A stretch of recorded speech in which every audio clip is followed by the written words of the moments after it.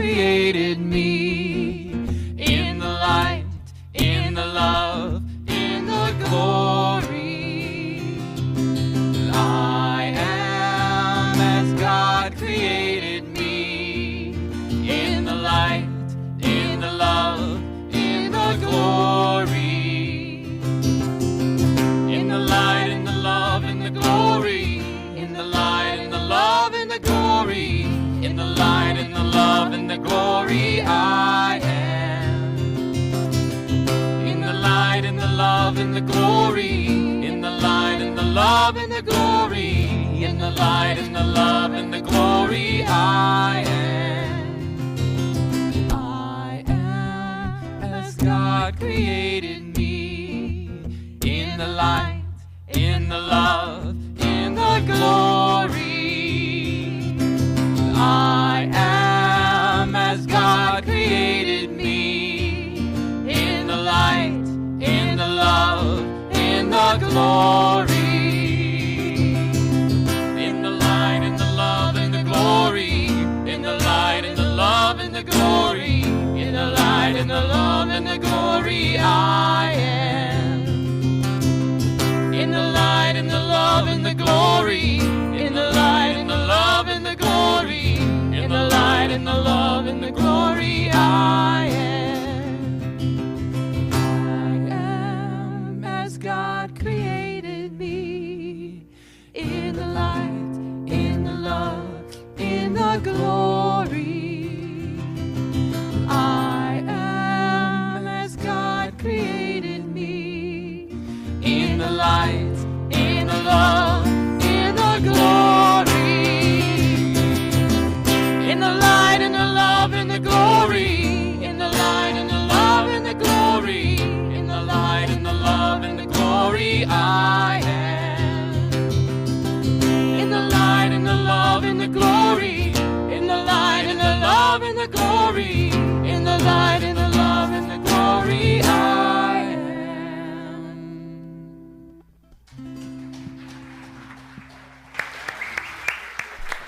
Alyssa, Naram, and Mitchell Miller, thank you so much, and thank you to our Inspire Choir. Good morning, everybody. Good morning. Well, welcome to Center for Spiritual Living Rogue Valley in partnership with Unity of Medford. We welcome each and every one of you, no matter where you may happen to be on your own personal spiritual journey. We are a radically inclusive, spiritually progressive faith community, here to teach tools to uplift our personal lives and help make a world that works for everybody. I'm Kimberly Hawkins, senior minister here, and I want to introduce a few people before we get going here. You've already met Alyssa and Mitchell. Just a little bit about these two delightful beings. They hail from Mount Shasta, and Alyssa sang professionally in choirs for many years before coming here. She has a master's degree in vocal performance from the Cincinnati Conservatory of Music. Wow. Yeah, pretty impressive, yeah. Studied opera as well, and you'll get that when you hear some of her, yeah. And Mitchell played professionally for 8 years, I think it was, as a bassist and guitarist in Savannah, Georgia, before he got the call to move to Mount Shasta, and now these two are making magic together. Yeah. And I love what, I asked them to send me a little bio, and I love what Alyssa said. She said their music, well, first of all, it is influenced by many genres, which you'll probably hear today, and Alyssa just got back from India, studying music there, and their music, it glorifies the Creator, uplifts the spirit, and brings unity to communities. So thank you for the work you do. Yeah. Let's see, one more person I need to introduce is Jean Hanna, former board chair of Unity, who did a beautiful meditation this morning based on some of the spiritual powers in our Unity literature. Thank you, Jean. So if you haven't already, please turn off your cell phones or put them in airplane mode. I always like to ask, is there anybody here for the very first time? If so, we'd just like to give you a little love if you'd raise your hand. Anybody here for the first time? No? I don't think so. Okay. Awesome. So we're going to take our collective deep breath right now. turn it back over to Alyssa and Mitchell to prepare us for our invocation and reading. Please hold your applause after this particular song, so we'll stay in that sacred place for our opening prayer. Thank you.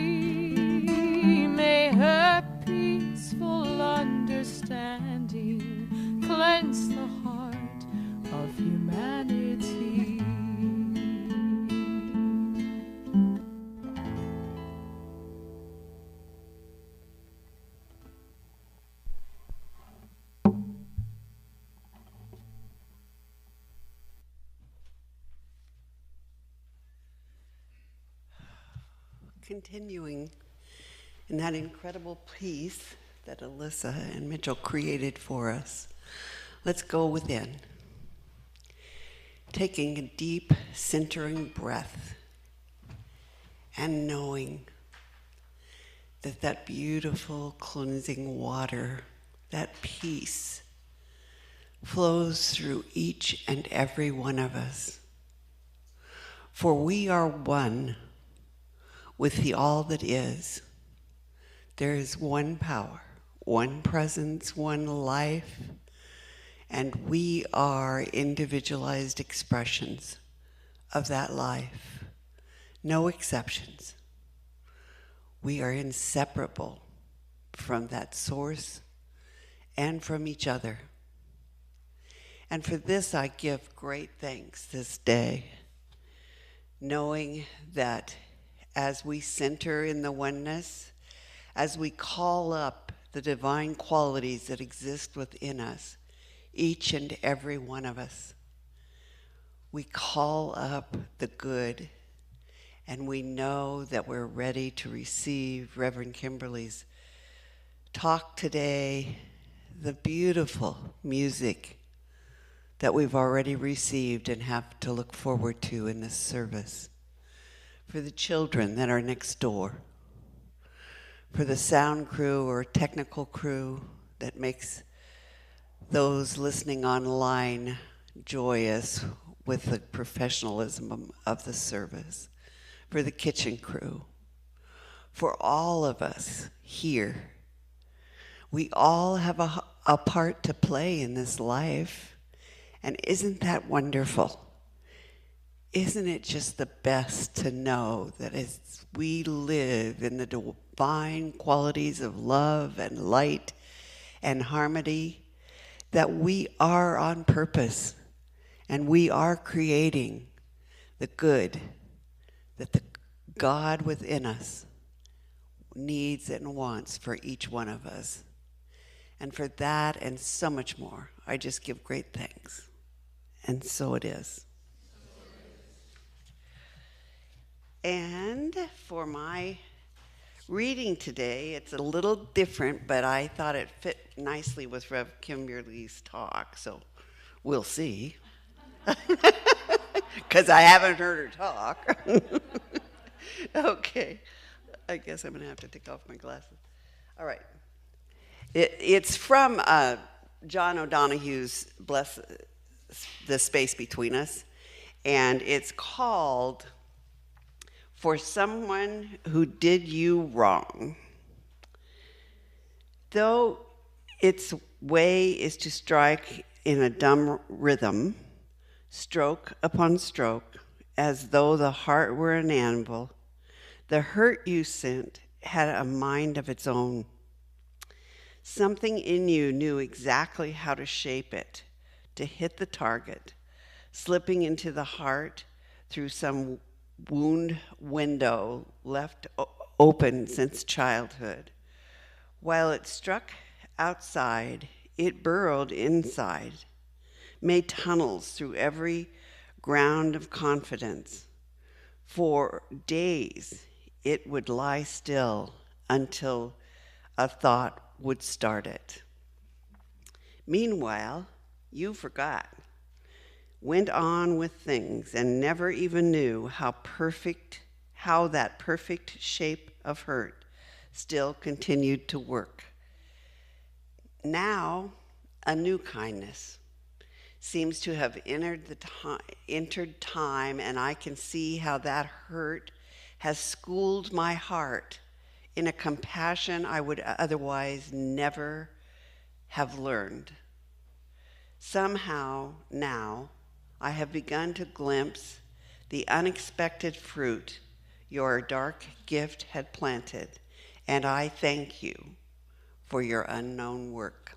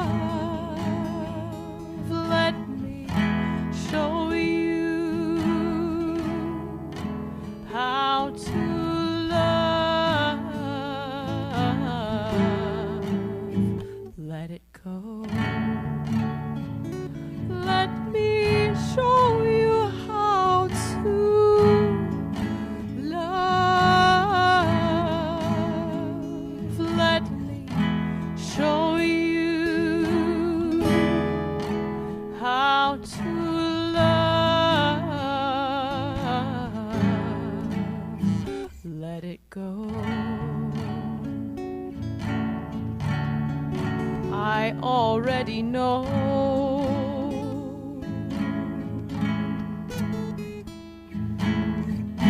what your heart desires.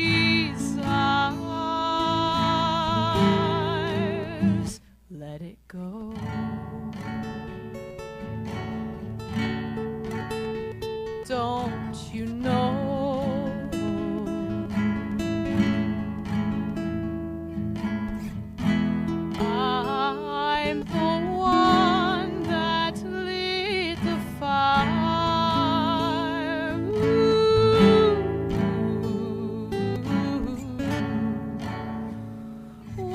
you show me how you love? Won't you show me how you love?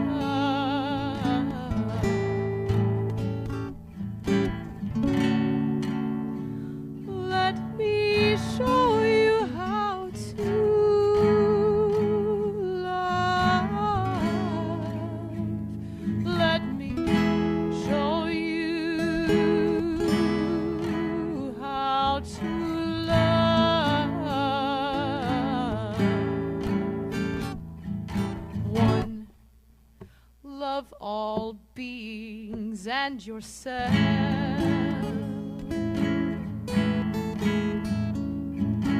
Two,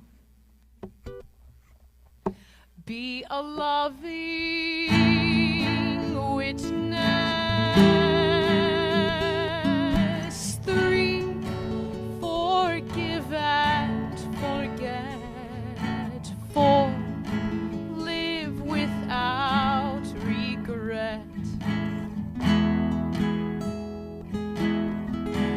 Be a loving witness.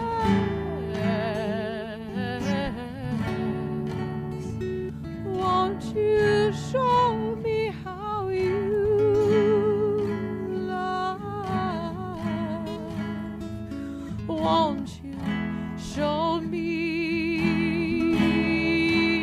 how you love?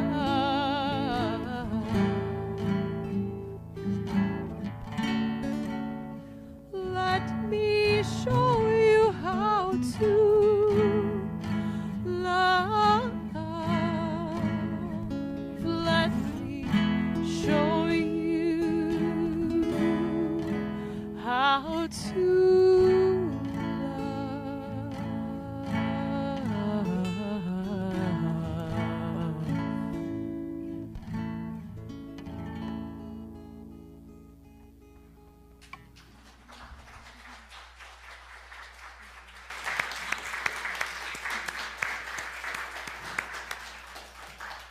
I told you.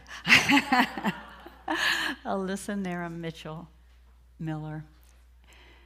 So blessed. I feel so blessed already this morning with the Inspire Choir and you two, and Carol. That reading, I love John O'Donohue, and think about the wound window that we all carry around from our childhoods, and then when someone else hurts us, it's a lot more than just the thing that, so beautiful. Thank you so much.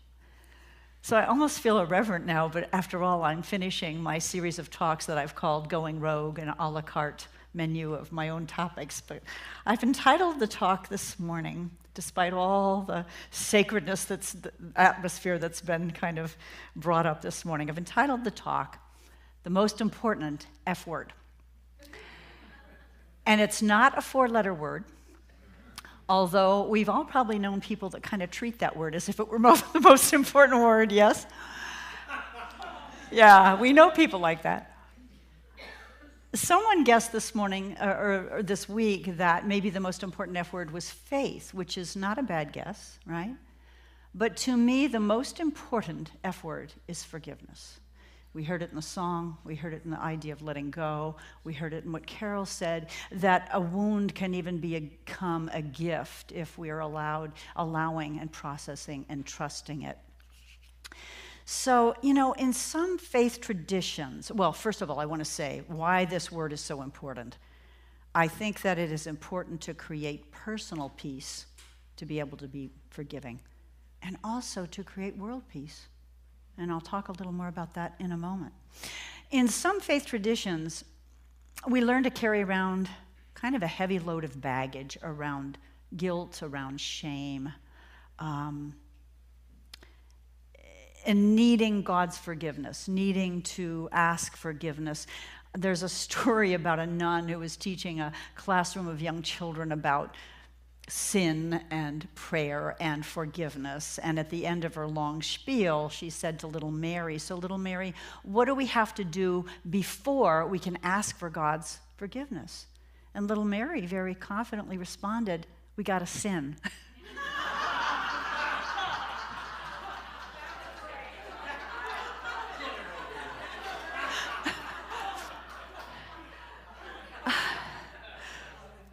And we don't teach sin in New Thought traditions like Unity and Science of Mind. We believe God knows we make mistakes. Yes, nobody's exempt. I'm surely not. We miss the mark, but we don't believe in original sin, and we don't believe in an angry, punishing God up there who's going to, make us go to hell. So how do we frame this whole thing? How do we look at this? My experience as a Catholic, which was fairly brief, but I became a Catholic when my children were young for a while, and I had never gone to confession, being a Presbyterian girl. And so the first time I went, I wasn't sure quite what to expect. And those of you who were raised Catholic know you go in and you tell the priest, "Father, forgive me, for I have sinned." And I'm not sure when I went for the first time what that sin was, but I think it had to do with the fact that I was estranged from my parents at that time. And I felt really bad about it. And Father John, who was a very young priest at the time at St. Jerome Church in Glendale, Arizona, said to me for the penance, I want you to go home and pick up a bouquet of flowers for yourself. Or I want you to prepare a beautiful bubble bath with candles. And I was like, wow. I expected, 5 Hail Marys or something. But even though I know people who grew up with shame that was toxic from being raised in a tradition that was strict like that, I also think there's some benefit to a practice like confession. To unburden our soul, to be able to admit what we've done, and to feel like it's okay, we can be forgiven. Yes, any of you who were raised in that faith? But still, we're taught to fear God's punishment, many of us. And again, we don't believe in that. But there's a story again of a man who bought a parrot, and he took it home. And that darn parrot was abusive.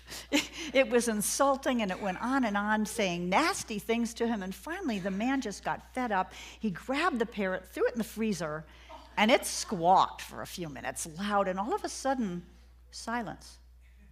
So he opened the freezer door. The parrot stepped out and said, "I'm so sorry I have offended you. Please forgive me." And the man said, "Wonderful, I forgive you." And then the parrot said, "By the way, I hope you don't mind my asking, what did the chicken do?"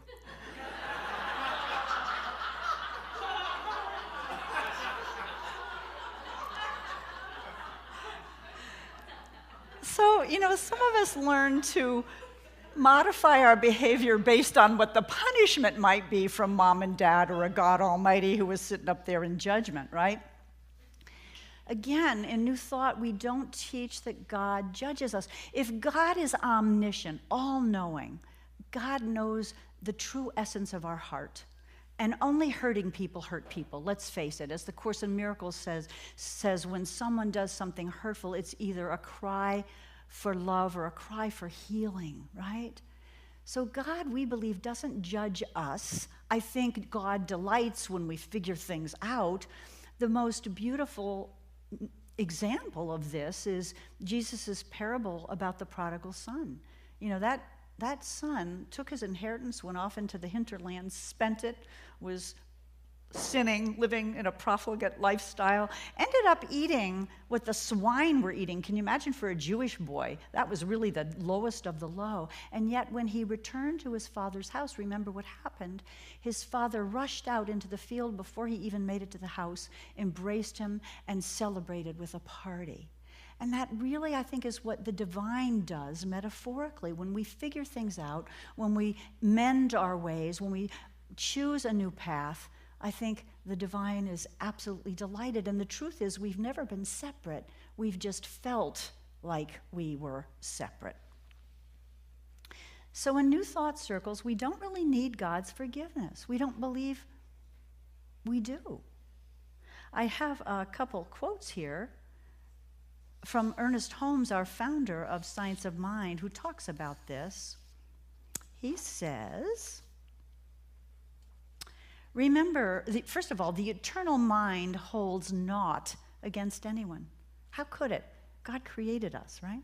Remember that God is love with a capital L. There is no sin but a mistake, and no punishment but a consequence. We do suffer the consequences of our stupid or silly actions. It's the law of cause and effect. And finally, he said, sin is merely missing the mark. God does not punish sins. As we correct our mistakes, we forgive our own sins. Beautiful. So I'm going to move now from forgiveness for our own transgressions to our ability to forgive others. There are so many myths about what that kind of forgiveness is, and those myths, I think, tend to make it harder for us to practice forgiveness. For example, forgiveness is not condoning the other person's behavior, saying it's okay. It is not being willing to have them keep doing it in whatever way they were, to become a doormat, if you will, or continue to be a victim. Forgiveness is not done for the other person that we perceived hurt us. It's done for us, to unburden us, to let go, as they so beautifully sang. Forgiveness is not necessarily a one-and-done thing. Anybody who's tried to forgive something that was difficult to forgive, sometimes it's a process, yes?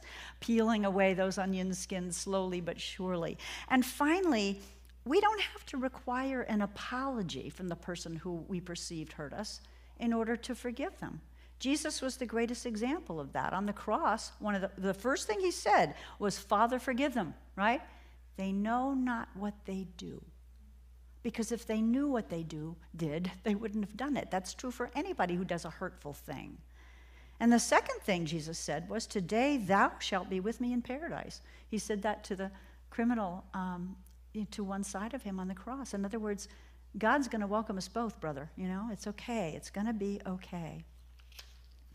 Charles Fillmore, the founder of Unity, said that forgiveness is the process of giving up the false for the true, the unreal for the real. Giving up the false for the true, the unreal for the real. I want to talk about this a little bit because it's very reminiscent of what I've studied in the Course in Miracles about forgiveness. So Fillmore goes on to say, forgiveness is erasing sin and error from the mind and the body. He says, if sin were real and enduring like goodness and truth, it could not be forgiven, but would hold its victim forever. And finally, he says, we must enter in an understanding of the real and the unreal. What the heck does that mean? Well, in A Course in Miracles, forgiveness is quite a central theme. It is the most important F word indeed. Because the Course tells us that we can't really be hurt. All right, last week we talked about having dual citizenship. In this human citizenship of earthly citizenship, I can feel very hurt. I can feel physically hurt, psychologically hurt, emotionally hurt, yes. And it feels very real, absolutely, in these biodegradable earth suits we're walking around in. We're vulnerable, right? That's Gene Houston's term, I think. But from a spiritual perspective, when we are dual citizens, we are also citizens of the spiritual world. We are heavenly, eternal citizens. Nothing about my spirit can be diminished, damaged at all. I cannot really be hurt. Now, that's not to condone and go, oh, la, la, la, when someone hurts us. It's not. But really, folks, when it comes right down to it, any kind of hurt or attack, the Course in Miracles tells us, is an illusion. If we consider it to be real, we're mistaken. That's a lot to kind of take in. Furthermore, the Course teaches us, and we teach this in New Thought too, giving and receiving are one. Every day when we do our offering, we say, you know, as I give, I am blessed in return. So in other words, if I'm giving out hatred, resentment, and anger, I'm receiving. I'm giving it to me because we're all one, right? If I'm giving out compassion and peace, that's what I am receiving. So the Course says this. Forgiveness makes way for salvation. Salvation is not a word we use in New Thought circles very often. In Christian circles, you know, we're saved by Jesus dying for our sins. Salvation, according to the Course in Miracles, is being saved from the experience of separation from God from guilt and all the remaining human ills that go along with it. So, forgiveness, which leads to an acknowledgement, a re-incorporating into that world of knowing we're all one, leads to atonement, or at-one-ment, undoing the perceived split from God and all God's creations and brothers and sisters. Because when we get angry or we think we've been attacked, man, we feel separate, right? And we judge them and we forget that they're a child of God just as we are. So this is powerful stuff and maybe a little bit tough. A little bit tough. I have two personal examples I wanted to share, and I know you all have your own. I've shared a little before. The biggest thing I ever forgave in my life was my dad's abuse when we were young. Abused all three of us very, very severely. And what I realized in that process, because it took me a lot of years to really let go of it, I realized that he was hurting, that he was acting out a lot of hurt and loss and betrayal that he had experienced. So it really was a cry for healing for him. And when I finally let it go, I felt so free. I felt so much at peace. And really, we never did reconcile on this earth plane because he wanted me to recant and say it never happened. And I couldn't do that. But what I tried to say was, hey, let's agree to disagree.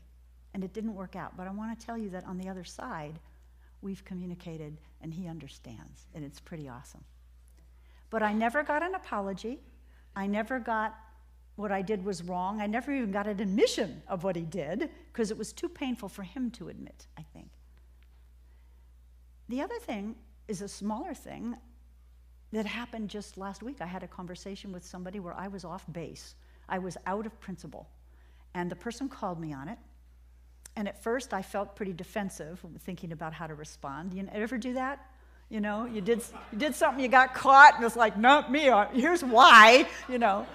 And when I sat with it for a while, I realized that the person was right.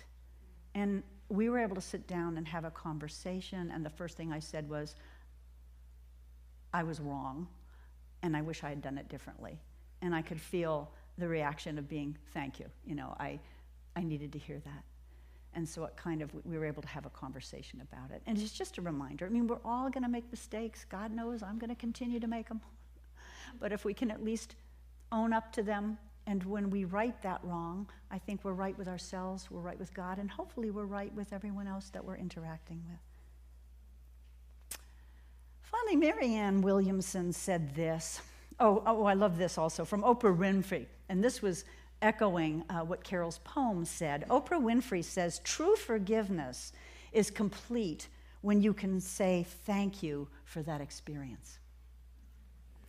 And really, even with the abuse that the three of us suffered at the hands of my dad, my sister and I, part of the reason we became ministers, both of us, was because of that. The healing that we did there, we wanted to pass on. So I can say, in a way, thank you, because that prepared the way for what was to follow.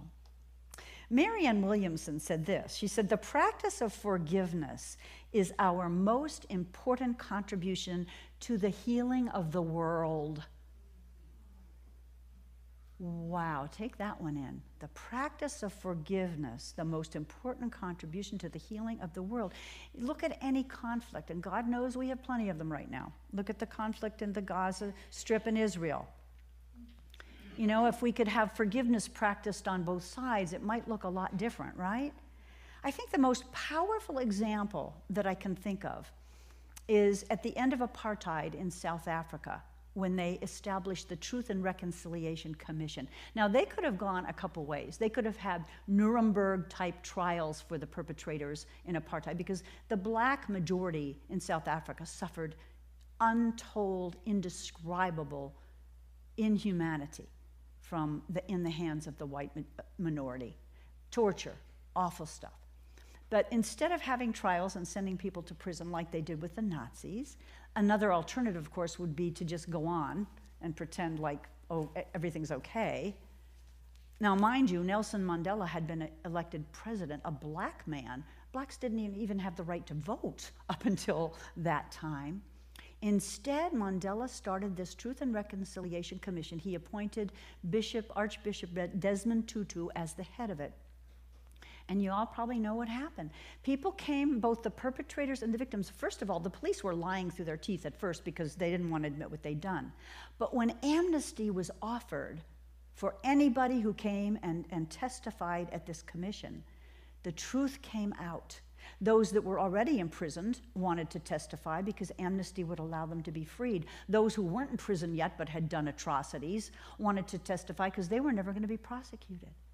And the people who had been hurt, I mean, people who had lost family members, they had no idea what had happened to them, never got remains back. The commission did whatever they could to find out the truth so there was some peace of mind, some resolution, and to deliver bodies if they still existed. And little by little, all this healing happened, all this coming together happened. And, you know, the world had predicted at the time there might be a bloodbath in South Africa, because you can imagine the anger, the justifiable anger on the part of the black majority, and some predicted they're going to massacre whites at large. That never happened. So Desmond Tutu wrote a book. I have not read the whole thing, but a ministerial colleague lent it to me this week. His book was called No Future Without Forgiveness. I would maintain that that's true for us as individuals, it's true for us as a country, and it's true for us as a world. There really is no future, there is no peace without forgiveness. So,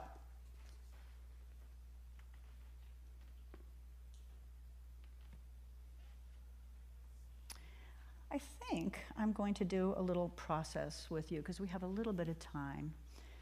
So, most of you probably know the Ho'oponopono process.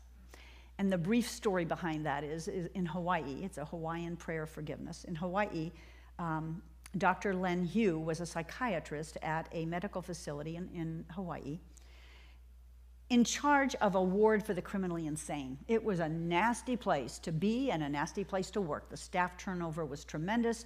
These folks that were incarcerated there were dangerous. They would bite, they would fight. It was an awful place. And when he took over as the head psychiatrist there, what he did was this process, which is a Hawaiian process. Rather than seeing patients individually, he sat in his office looking at their files and said this prayer over each of them. I'm sorry. Please forgive me. Thank you. I love you. Now that sounds a little wacky probably when you first hear it, but if we create everything around us, we collectively created the conditions for those people that were criminally insane to do what they did. Collectively somehow, we didn't get it right, right? So it's admitting that they're children of God too. I'm sorry. Please forgive me. Thank you. I love you. And I don't know, how many of you have ever practiced that prayer before? Awesome. Let's just do a little brief process. So think of someone that you feel has attacked you in some way, betrayed you in some way, hurt you in some way. Not anything really major, but something really annoying that you're kind of pissed off about. Okay. So think about a person that you haven't quite forgiven yet.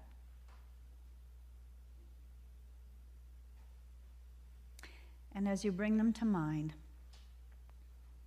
let's say out loud, each of us, to that person, I'm sorry. Please forgive me. Thank you. I love you. Now think of someone that you feel a little more strongly about that you haven't forgiven. Somebody that betrayed you, hurt you, betrayed, in whatever way you felt attacked or hurt. Bring them to mind in your mind's eye. Could even be a political figure. I've spent a lot of time on this prayer myself. And let's say aloud together, you to that person in your mind, I'm sorry. Please forgive me. Thank you. I love you. Thank you, you all. A little tool to take with you, or a reminder of a tool you've already had. It can be very, very powerful And the truth is, love is the truth between all of us, no matter how much we think somebody is different politically or hurt us or they're off track or whatever. We are all one. And love is the truth between us. So I'm going to end with a quote from Martin Luther King Jr. Forgiveness is not an occasional act. It is a constant attitude. Let's practice the most important F word and be willing, for starters, be willing to forgive. Let's go into prayer. Do you want to strum something for us? Can you do that? Okay. Yeah, thank you. I'm not surprised. So turning our attention now to that infinite source of all good, that loving Father, Mother, God, Creator, the all that is, the Alpha, the Omega, the name beyond all knowing, the knowing beyond all names, that which is both changeless and ever evolving, that which gives life to everything here, including me, including each one here. That spirit is a spirit of love, of harmony, of freedom, of beauty, of joy, and so much more. It is everywhere present. And we are meant to express all the qualities that spirit is, that love and compassion and harmony and wisdom. We are blessed with exquisite order, even when we think we've been attacked or harmed or betrayed. We know that all things work together for the good for those who love God, who are called according to her purpose. And I would suggest that we all are called according to the purpose of that spirit that birthed us. We are all here to express the love that is the divine. And so this week, my prayer is that each of us take an inventory of where we might be holding on to judgments or resentments, knowing that as we hold on to that feeling, we are poisoning ourselves. We are only hurting ourselves. We're not hurting the other person. And then we'd be willing to give up all of the myths we've heard about forgiveness. We're not doing it for the other person. We're not saying their behavior is okay.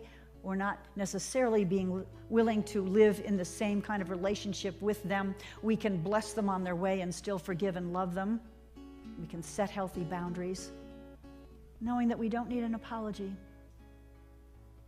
And knowing that anywhere we can sit and do that Ho'oponopono prayer. I'm sorry. Please forgive me. Please forgive me. Thank you. I love you. For I know as we continue to do this, we create peace inside, that peace that passeth all human understanding, that we know that we are indeed citizens of the spiritual world, that we can never be harmed, we can never be hurt, no matter what someone has said or done to us. This spirit that we are is whole, complete, perfect, and eternal. So I bless us each on that journey today. I bless this world on that journey, knowing that as we all learn to do that as nations, as tribes, as races, as genders, forgiveness creates atonement, at-one-ment. It creates salvation, that knowing that we are one with our Creator, we are one with each other. That is the truth, the uncontrovertible truth, and can never be changed. So I give thanks for these teachings. I give thanks for this opportunity to come together and worship this morning. I give thanks for the music. Giving thanks for the week ahead of us, that I know Spirit has gone forth ahead of us to light the path to our lighter journey, our enlightened journey. And as we do that for ourselves, we emanate that light to everybody we come in contact with. So releasing this prayer now in gratitude into that heart of the divine, which always answers. It always says yes. We don't know exactly when and how our prayers are answered, but they are always answered. We just let it be, and we say together, so it is. Amen. Thank you.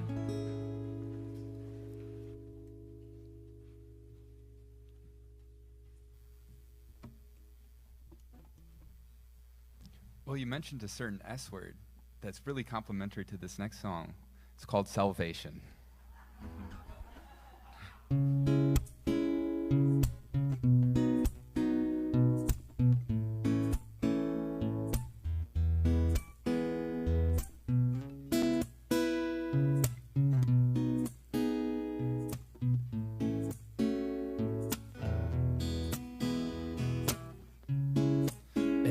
Everybody here has a part within creation.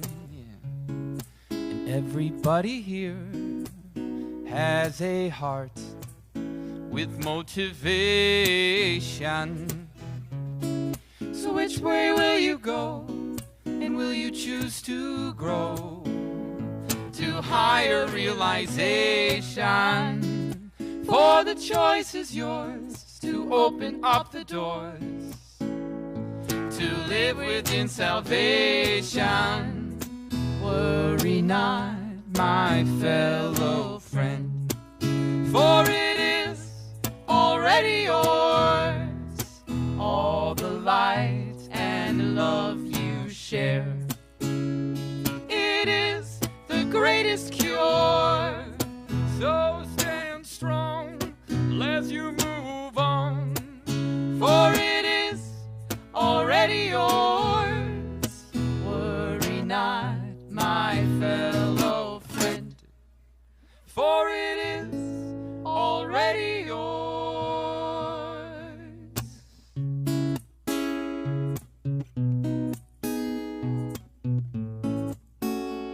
Salvation.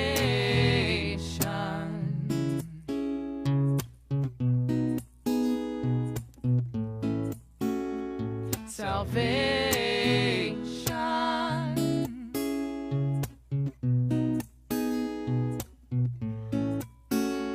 Salvation.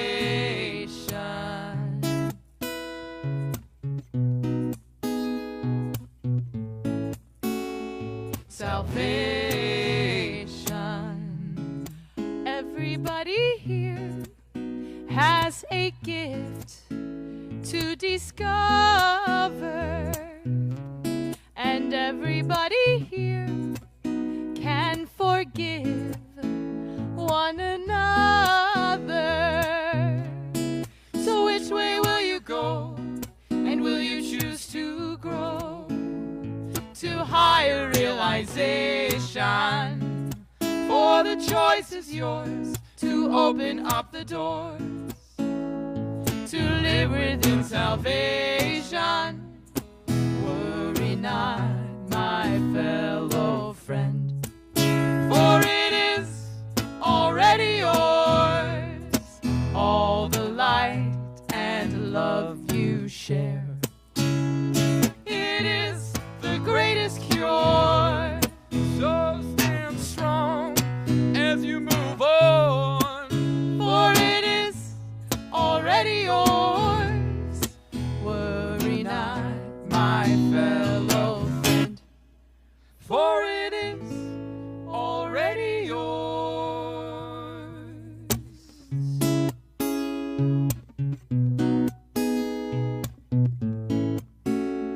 Salvation.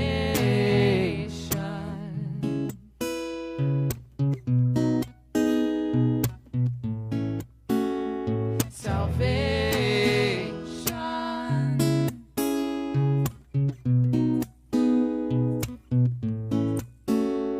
Salvation.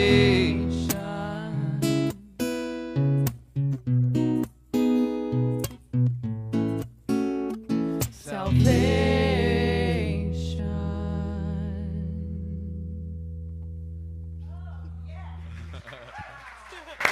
Yeah? Woo! Thank you, friends. I want them to come back. Let's clap a little more. Maybe they'll come back soon.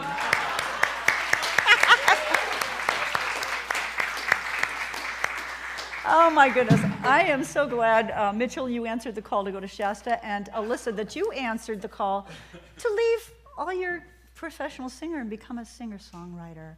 Oh, I want to hear more. Thank you. And Alyssa will be here with us next week as part of the Kirtan concert with Anton and Laura after our service. So please join us. It'll be wonderful. I bet you'll be here too. Will you be here? Yeah, probably, honestly. Why'd you come? Yeah, of course. Sorry, Alyssa. Maybe I'm there. I'll see y'all next week. We'd love to see you. Thank you so much. And salvation is already yours. Wow, isn't it true? In other words, we've never been separate from each other, from our God. That's just an illusion. I forgot to mention one person before we do our offering. Wendy Wellborn, our practitioner, is also on duty this morning. She's holding high watch from her home. So I just wanted to acknowledge her, that she has been praying for the beautiful, perfect unfoldment of the service for each one here. So I'm going to invite our ushers, Will and Patricia, to come on forward. Now is the time when we share our tithes and offerings. Big thank you to all of those watching online as well. You can make a donation as well on our website, cslroguevalley.org. So this is a spiritual practice, is it not? Where we become conscious and grateful for all the good that comes in, and we decide to do a practice of conscious giving to those places where we're spiritually fed. So I'm going to invite you to say our affirmation along with me. Graciously I give from a place of love, knowing that as I give, so do I richly receive, and so it is.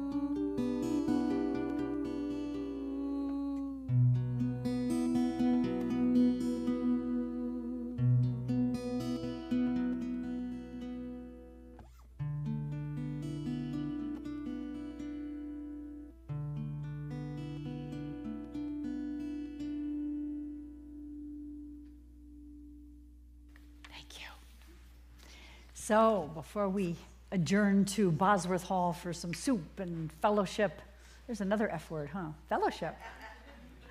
I have a few announcements.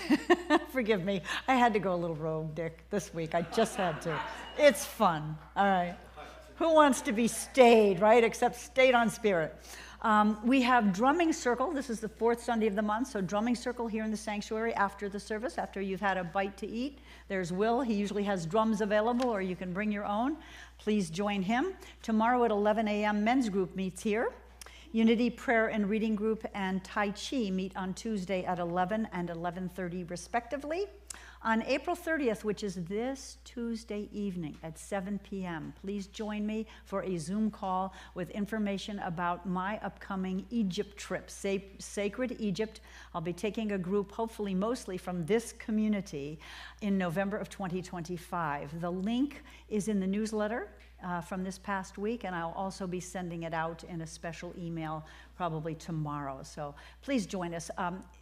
Registration for that trip is going to open up during the call, and I expect it to fill pretty quickly. So if you're interested, come, find out, ask questions. You have a year and a half to save your bucks, and there will be a deposit required. So I am so looking forward to that, really, really. Let's see. Next week, as I mentioned, Kirtan concert with Laura, Anton, and Alyssa. Travel group has 3 day trips planned in May, so see the newsletter or Ellen Michaels. I know one is the Trees of Mystery, and they're just doing a lot of fun stuff, and it's open to anybody to join them. I have news about the Habitat for Humanity All Faith Build, and an apology to make. While I was away, I received an email, which I didn't see, from Reverend Dan Fowler, I think he's the Presbyterian minister in Ashland who's kind of organizing this. They had the wall raising last weekend, and I didn't see the email, so we missed the wall raising, but we can still participate. I know a lot of you signed up to be volunteers. There's no experience needed. They train you on the job. And when I talked to Habitat this week, and then I tried to email Dan when I got back saying, I'm sorry I missed the email. He's on sabbatical for 3 months. But I called Habitat, and they assured me that, yes, we can still participate. And here's the thing. You work from 9 to 3, but we could have 20 people to participate and do it in a shift, like one group would work from 9 to 12, one group would work from 12 to 3. And I'm thinking since it's July and it'll be warm, that might make more sense.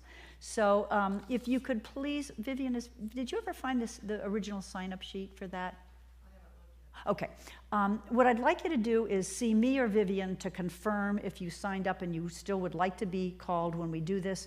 We'll have a sign-up sheet next week, too. We've some time to figure this out, but we can have 20 people help. What a great, and we'll tell you all about the family in my next email that will be helping. It's just such a gift to be able to give back to the community in this way. You can sign up for our e-newsletter if you're not already receiving it. There's a sign-up sheet in Bosworth Hall. Let's see, the prayer boxes for CSL are in the back for Unity in Bosworth Hall. I'm going to call our practitioners forward and ministers in the room. Remember, they're available to do a 5-minute prayer after service, so don't leave here with something heavy on your heart regarding your own life or the life of someone you care about. Come on up. And let's see, am I forgetting anything? I think that's it. So I'm going to have us say a benediction together, and then we'll turn it back to our beautiful musicians for our closing song. All right, so if you repeat after me, something wonderful is happening through me right now. Something wonderful is happening through me right now. It is this thing called life. Life is in my mind. Life is in my body. Life is in my affairs. I accept it. I bless it. And I share it. Just the way it appears, and just the way it appears not. Thank you, life. Want to stand for our closing song, if you're able?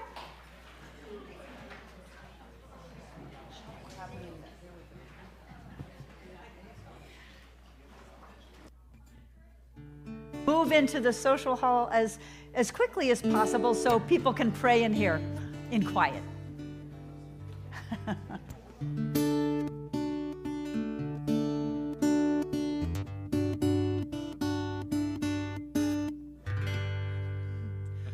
I love you. I bless you.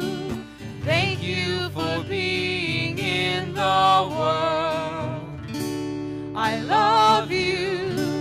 I bless you. Thank you for being in the world. I love you. I bless you. Thank you for being in the world.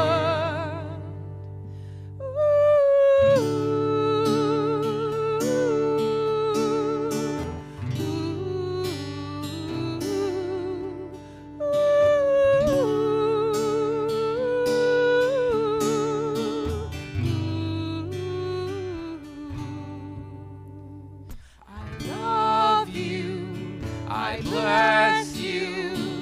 Thank you for being in the world. I love you. I bless you. Thank you for being in the world. I love you. I bless you. Thank you for being in the world.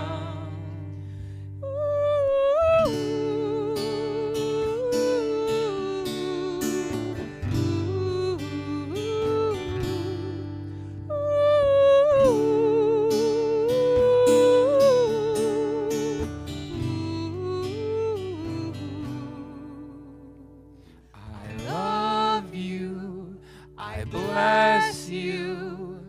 Thank you for being in the world. I love you. I bless you. Thank you for being in the world. I love you. I bless you. Thank you for being in the